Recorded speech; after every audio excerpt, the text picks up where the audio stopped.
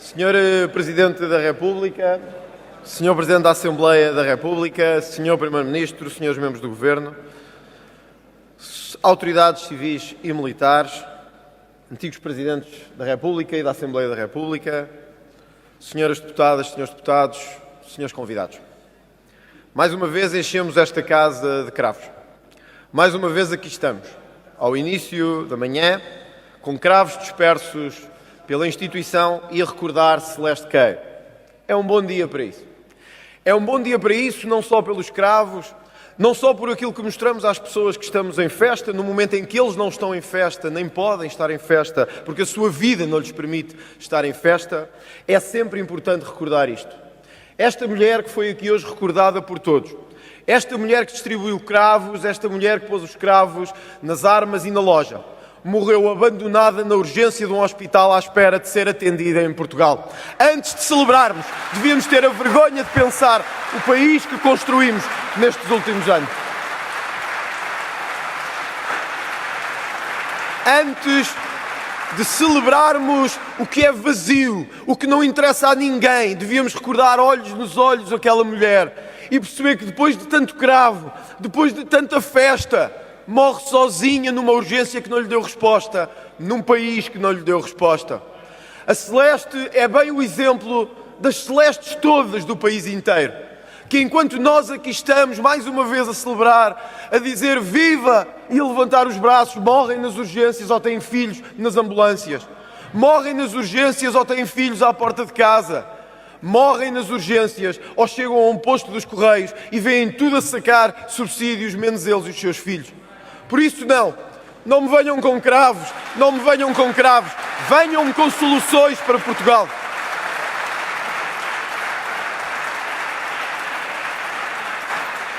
Imaginemos que um alien chegava agora a Portugal e nesta tal revolução de inteligência artificial se perguntava: ChatGPT, diz-me como está Portugal. Tentem, vão ter uma resposta surpreendente. Em Portugal, o poder de compra é o 15º pior em 20. O 15º pior em 20. A carga fiscal atingiu o ano passado o valor recorde de 38% do PIB. E tem o 9º salário mais baixo da Europa. Isto seria o que vos diria a inteligência artificial se agora mesmo perguntassem: diga-me como está a economia portuguesa. E por isso eu pergunto, se a inteligência artificial nos diz rapidamente que estamos na pobreza, como é que a inteligência do Primeiro-Ministro ainda não percebeu isso neste país?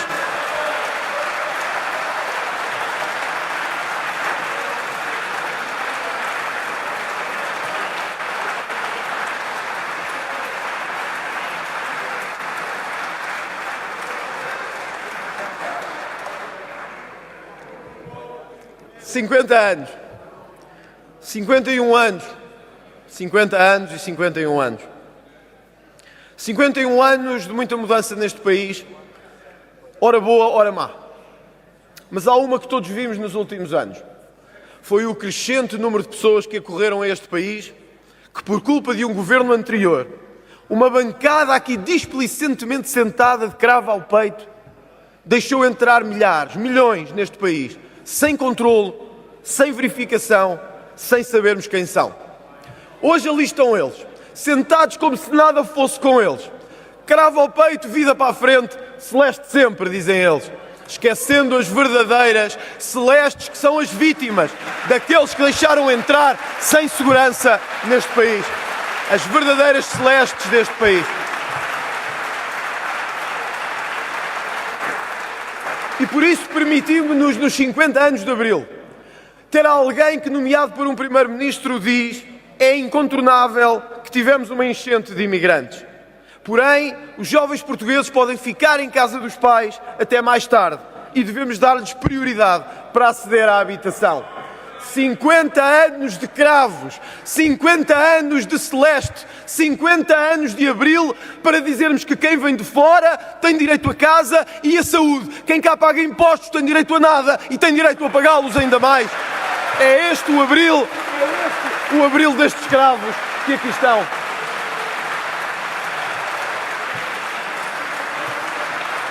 É este o Abril É este o Abril que aqui temos. O Abril que, quando morre o Odair, sai à rua com os cravos vermelhos na mão a dizer: meu Deus, a polícia é um desastre, é uma miséria. Mas quando o Manuel é assassinado em Braga por gangues brasileiros, ninguém mexe uma palha neste país para o defender. Em nome do Manu, em nome do Manel, em nome de todos os Manés desta vida, nós estamos aqui por vocês. Nós estamos aqui por vocês.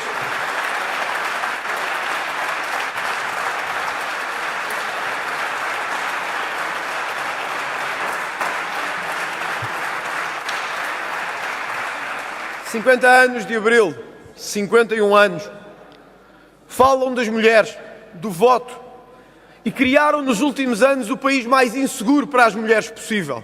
O país onde os crimes sexuais aumentaram brutalmente e só as violações tiveram um aumento de 10%. Quando foi preciso resolver o problema, olharam para o lado novamente. Porque, na verdade, não fôssemos nós ser acusados de ser extremistas ou racistas ou xenófobos se as mulheres começaram a ser assediadas em grupos espalhados por todas as cidades do país. Se as mulheres em número foram mais violadas do que foram noutros anos e se os crimes contra crianças aumentaram brutalmente. Quem quer saber disto? Se é tão bom pôr cravos vermelhos e dizer que foi tudo bem? Não, nós não aceitamos que outros venham para aqui objetificar as nossas mulheres, dizer-lhes que elas têm que se vestir ou como é que elas não têm que se vestir, tirar-lhes os direitos, como os senhores quiseram tirar-lhes esses direitos nos últimos anos.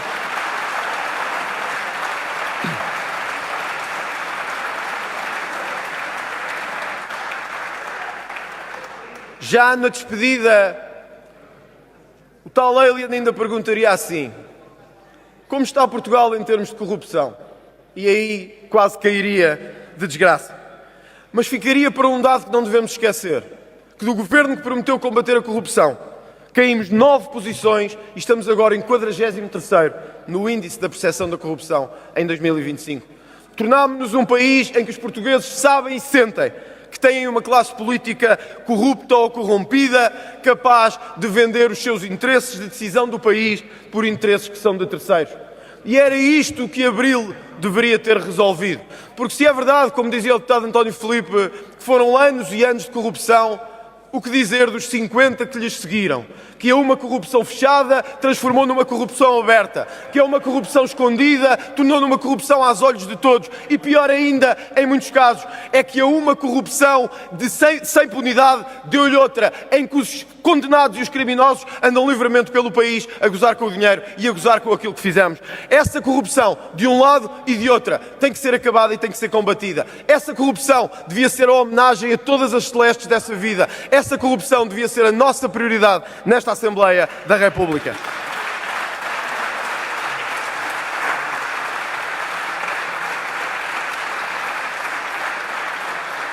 Senhor Presidente, senhores deputados, quisemos um país que desse casa para todos, que fosse a casa de todos. Nunca tivemos, foi tanta dificuldade em tê-la como hoje. E o tal país que quis ser a casa de todos, esqueceu-a dos seus próprios e dos seus filhos. Esqueceu-a dos nossos filhos que conseguiram pagá-la para ter hoje uma casa melhor. A habitação aumentou 135,2%. E Portugal é hoje um dos piores países do mundo para aceder à habitação. No quarto trimestre de 2024, os preços aumentaram 15,5%. Quem nos está a ver sabe do que estou a falar. As casas em Portugal tornaram-se um inferno. Quisemos ser o país da casa para todos. Acabámos por ser o país da casa para ninguém, ou para quem a conseguia ter, sem conseguir fazer muito por isso.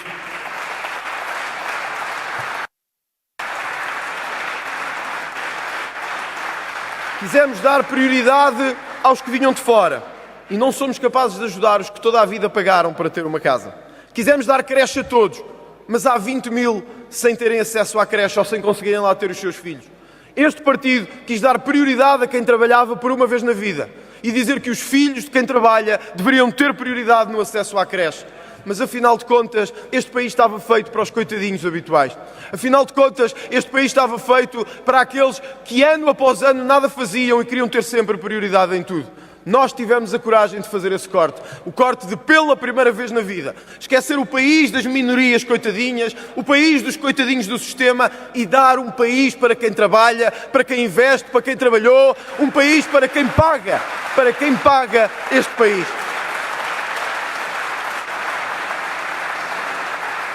Senhor Presidente da República, Senhor Presidente da Assembleia da República, senhores deputados, não podia terminar sem fazer estas referências que vou fazer.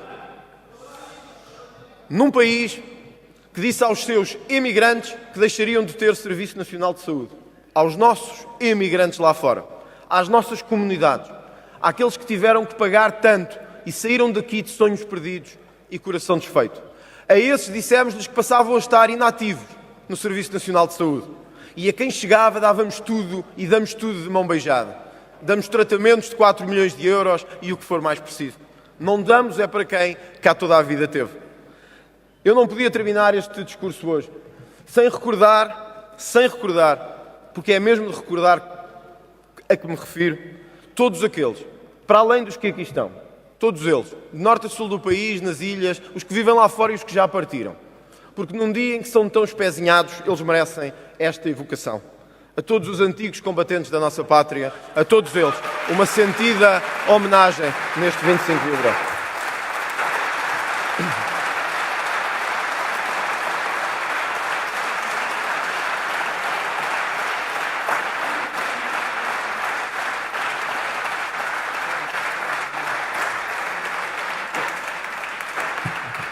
Alguns vivem com 93 euros e nós não nos devemos esquecer deles, porque eles nem conseguiriam ter estes escravos postos na sua casa. Há aqueles que voltaram do antigo império, é esses que aqui vieram e que chegaram sem nada. E por isso, Sr. Presidente da República, permitem-me, sem nenhuma provocação, dizer-lhe novamente neste plenário. Enquanto o Chega aqui estiver, nós nunca pagaremos 1 cêntimo de indemnização, 1 cêntimo a nenhuma antiga colónia deste país. Nunca pagaremos 1 cêntimo a nenhuma antiga colónia deste país. Porque se quiséssemos pagar a uma antiga colónia deste país, nós primeiro tínhamos que pagar aos milhões de retornados e aos seus familiares que vieram sem nada e tiveram que construir Portugal. Era a esses que devíamos pagar primeiro. Termino com o apelo que estes escravos da Celeste me deixam sempre. A frase não é minha, é de Salgueiro Maia. Salgueiro Maia dizia: não percam tempo a fazer celebrações, não percam tempo